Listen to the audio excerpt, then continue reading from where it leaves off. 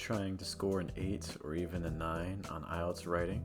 Not really sure how the grading works. What's the difference between the different categories? What are the things that your own essay is missing that maybe those higher scoring essays have? I was an IELTS examiner for 3 years for both the speaking and the writing portions of the test. We're going to take a look at a screen share of an essay that was written for a task 2, and we're going to break it down according to task achievement, coherence and cohesion, lexical resource, and grammar. As we go through it, I'll try to identify the things that I think are working to help push this essay to those higher bands, like an 8 or a 9. If you like the analysis and you want to keep up to date with when our latest videos come out, I do encourage you to subscribe and also like the channel. Let's take a look at our essay. Hello everyone, we're taking a look at an IELTS task 2 in which we need to discuss two sides of an argument and then give our opinion as well. We're going to be looking at this through all the categories again: task achievement, grammar, vocab, and coherence and cohesion. Just to give an idea of the questions, we're talking about technology, computers. They're used more and more in education. Is this a positive or a negative trend? Let's begin by taking a look at the task achievement score. So again, we're trying to decide, does it fully address the task? Is it a fully developed position?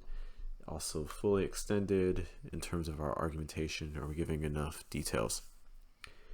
Let's begin by taking a look at the introduction. So computers are ubiquitous in educational institutions today. If you're running short on time, and I know time's a huge factor, you want to try to write this in 40 minutes. I think this as a hook is okay. You can also opt for something that's maybe a little bit more personalized and a little bit more attention getting. Again, the goal of a hook is to introduce the topic in a way that engages the reader and makes them want to read more. I don't quite know if this hook right now is doing the job, but there are so many factors in IELTS writing that I completely understand if you're short on time. If you're running out of time, you need something to start your paragraph with. This is this works. This is completely fine. There's nothing wrong with this necessarily.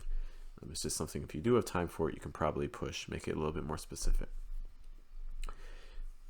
Many issues in contemporary education, everyone views this favorably. Okay, so that's letting us know there's going to be two sides. I'm really interested in this thesis statement. So in particular, though their ease makes them susceptible for being used, makes them susceptible, should be to being used. Okay. For malicious purposes, computers have made information more readily available to students in a positive way. Great. All right. So we have an idea what the paragraphs are going to be. Though their ease makes them susceptible to being used for malicious purposes. Okay, so we have already right here one side. Computers have made information more readily available. So we have the second side. And you can hide that side a different color.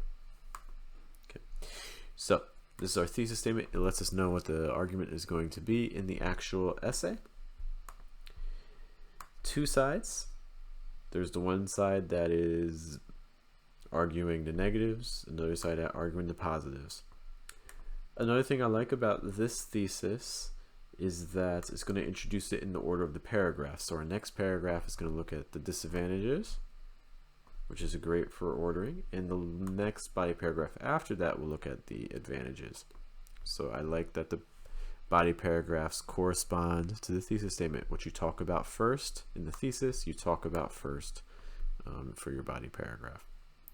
The last thing I like about this and I want to note is that it expresses a clear opinion. We get where the author stands. Computers have made information more readily available to students in a positive way. So we're ending on this positive. We're also showing though to have that contrast and to show that the author disagrees a bit. Okay, so this is also a sentence that, while expressing what the essay will discuss, it also makes clear what the author's opinion is. You don't want to hide your opinion. You want the opinion to be really clear right from the introduction. You don't want it to just be clear in the conclusion. Every sentence, every paragraph should really be reinforcing your stance, your opinion. Moving on to the first body paragraph. So we have a topic sentence. Computers have had an adverse effect in regards to the ease in which students can now plagiarize. So with this paragraph, we're expecting to focus on plagiarism. Okay, so that's our topic sentence. They start a main idea talking about plagiarism, giving a quick definition of it, and then giving a situation. Okay, this is a problem on college campuses. Great. After that, we have a detail. Why is this a problem? Because people are copying data and submitting it as their own. I really like this progression. It's simple, but it's doing exactly everything it needs to do. And I'm okay with that. Okay, so you have a topic sentence introducing what the whole paragraph will discuss. After that, you have a main idea, the issue's plagiarism and what it means, and it's on campuses. And then finally, you have a detail that's elaborating on that. Okay, it's saying, why is this an issue? How does it work? People are taking information. Okay, this is the general progression you want. Topic sentence, main idea, detail. That's going to be followed by another similar pattern. It's true that computers are often used. The problems can be solved. Great. So already, they're adding another main idea. So this is again tied to your argumentation. And then finishing that main idea with some more details. Okay, my class is some personal experience. And that's fine.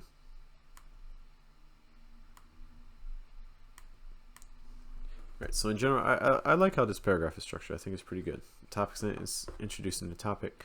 Main ideas, every main idea gets a detail. 2 main ideas in a paragraph, 2 details or 3 details, because we have an extra sentence here. That's perfectly fine. I like how this paragraph is structured. Our next body paragraph, again a topic sentence. Okay, so we're going to be focusing on that access to information. They give a situation from the past. Most information was found in books. Okay. They then contrast it. This is somewhat of a detail, further elaborating on that idea.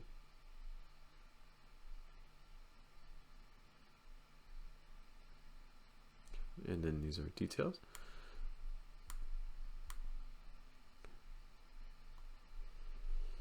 This next one, for example, is it's kind of like a main idea, but it's also a detail. It's a detail for the point above it, but it's also a main idea in that it's introducing a new concept, talking about that website, archive.com or .org. Great. And then after that, they give a detail for that. Cool. So I think this paragraph structure works pretty well as well. Okay, doesn't have to be super complicated. I think it gets the ideas in, it structures them in a way that's pretty logical. I think I'm pretty happy with these body paragraphs. It ends with the conclusion, all in all. That's where use has some drawbacks. Maybe even mention what those drawbacks are, like for instance, especially related to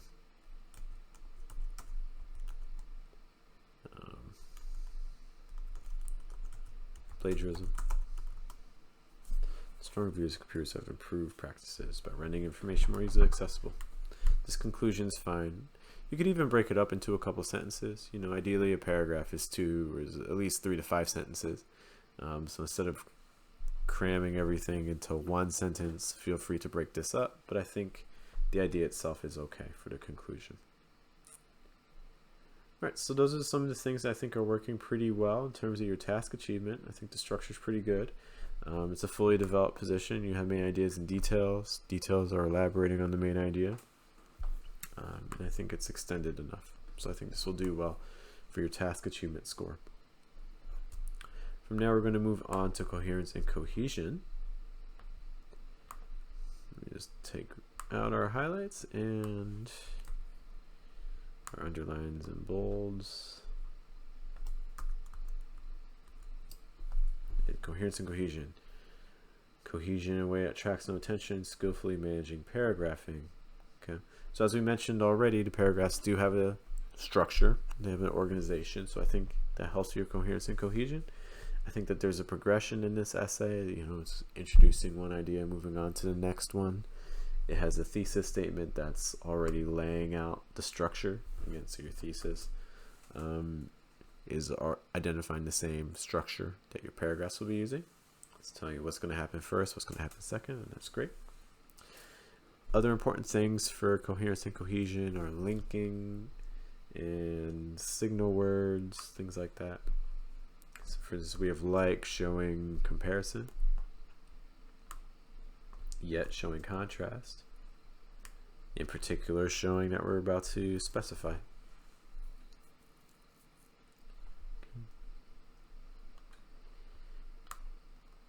The use of some in claim I like because it's showing a perspective. When you're using some here, this is saying that the author does not necessarily agree with this opinion. This is what other people believe. Okay. And also the word claim, which is basically it's suggesting that it's not necessarily true, it's just what some people are saying. Okay. I like this comma and or, so this is letting you know that you're going to get a definition for what plagiarism is, while it's showing contrast. For example, is showing examples naturally. Okay. Prior to is indicating time. However, again, contrast. So let's, for example, again, all in all is letting your reader know you're summarizing,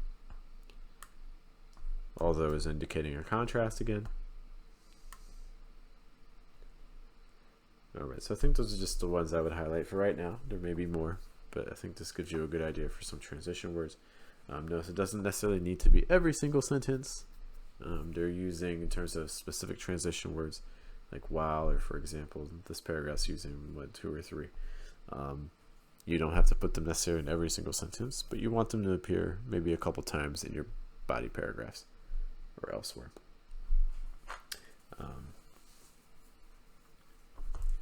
There's also some referencing going on. So computers are often used to plagiarize, and then later on that's summarized with the problem. Okay. So computers are often used to plagiarize, and the problem, these have the same meaning. Okay, so you need some referencing like that in your essay. Okay.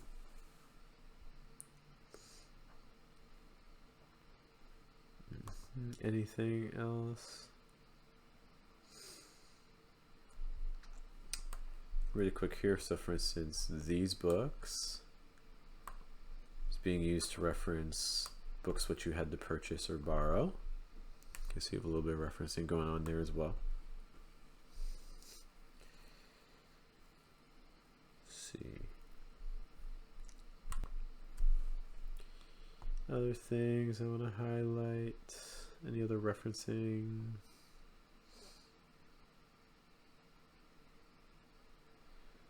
Not that I want to highlight.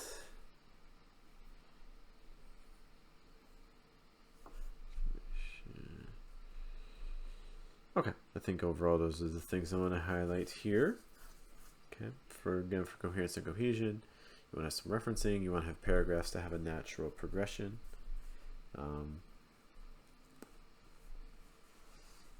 Those are naturally going to be the key.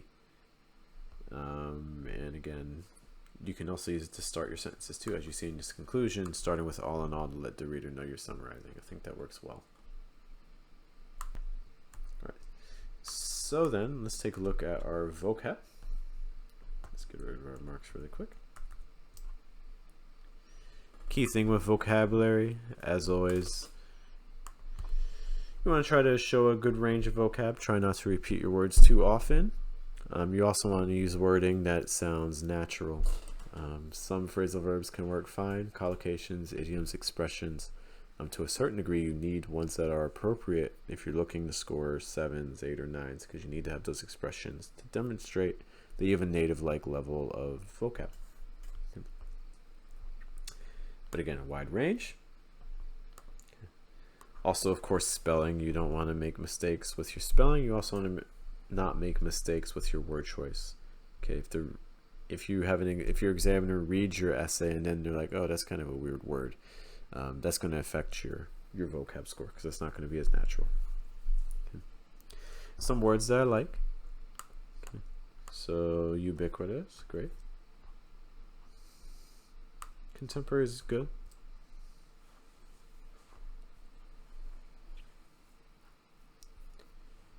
Okay. Susceptible. Malicious. Okay.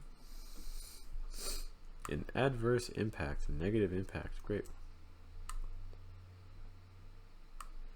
In regards to, subphrase. Plagiarism.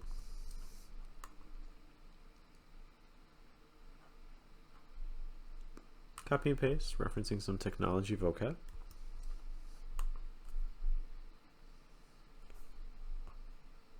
Academic integrity, that's a relatively advanced term in terms of how students approach their work in school.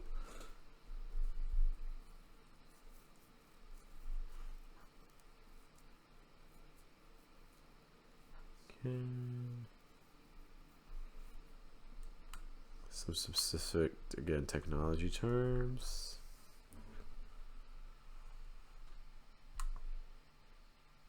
Okay, so just in terms of vocab, those are the things that I think stand out. I'm not seeing any words here that feel inappropriate necessarily, which is good. I'm also not seeing any spelling mistakes. So these are all things that you want to consider if you're trying to get a good score on the vocab section. Really pushing the vocab and things like that. Also really quick college campuses. Okay, so those are some of the highlights. I think the vocab in here in general is pretty good. Which leaves us with the grammar section. And for grammar, a wide range of structures for being accurate, some flexibility. You can have a few minor errors, but nothing super major. It can't be especially language related. All right, so remember that not every sentence needs to be complex. In fact, this first one is starting off as a simple sentence. Okay, computers, subject, are verb.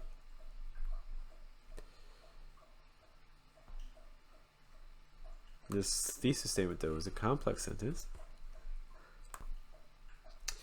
because it has multiple clauses. Though their case makes them susceptible, or though their ease makes them susceptible. So you have a subject ease, verb makes. Great. Okay. And then you have the second part. Computers have made information. So you're going to have another subject, another verb. Okay. And those are always things you want to consider. You do need to have some complex sentences. You can see that in the next sentence as well. Some educational researchers claim, okay, so that's one clause, that computers have had an adverse effect. All the way down to ease. Great. And then they actually add a third clause here, in which students can now plagiarize. Great. Okay, so this is a pretty complicated sentence, several clauses, but to me it looks like they're all being used. Okay, so this is something you want to keep in mind.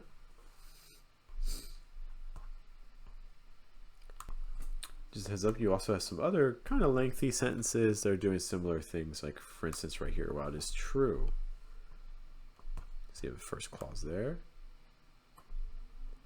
Computers are often used to plagiarize. You have another clause here.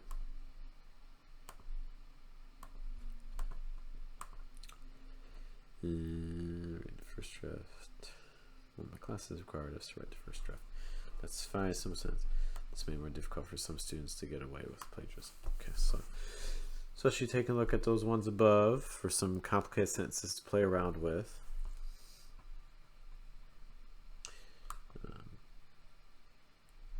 Again, you're not having not having complex sentences to start.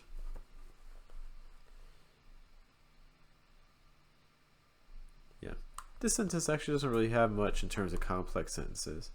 Not necessarily a problem, but I would encourage maybe adding one or two. Try to get at least one or two into your body paragraphs. beyond like those examples of complex sentences, in terms of grammar, I'm not seeing much in terms of mistakes or things that need to be commented on.